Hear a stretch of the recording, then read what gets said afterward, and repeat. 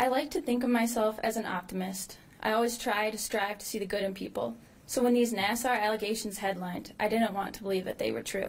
And more than that, I didn't let myself believe that it had actually happened to me. However, as I read the stories of other victims, I realized that mine is no different.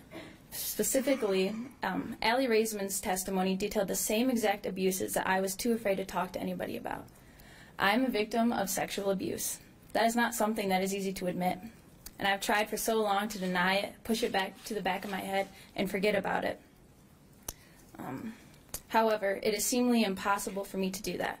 How can you just move on from something as horrible as what happened to me and so many others? I was violated by Mr. Nassar hundreds of times between the ages of 10 and 14. The amount of physical, mental, and emotional trauma this man has forced upon me is immeasurable. What he did to me and so many others is disgusting.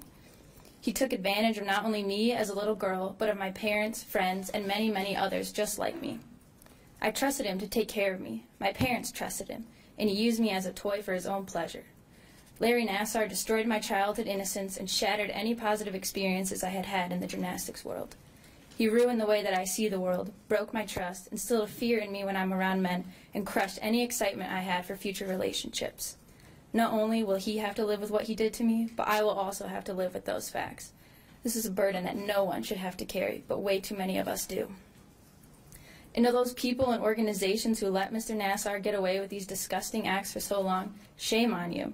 People came to you crying out for help, and you did nothing but turn them away, threaten them, and make them feel worse about their situation than they already did, if that's even possible. This could have been prevented. You could have saved hundreds of young girls from sexual abuse and all the baggage that accompanies it. You could have saved me, but you didn't. I was treated by Nassar at MSU, and this was after the 2014 investigation. These appointments were no different than the previous ones. No new protocols were followed, and I was abused again. People need to realize that we are real humans with real rights, feelings, and emotions, and we are all affected by these despicable acts. We are important. However, the organizations opted to protect their reputation and money over our lives and well-being. You know, just 48 hours ago, I was adamant that I was not going to share here today.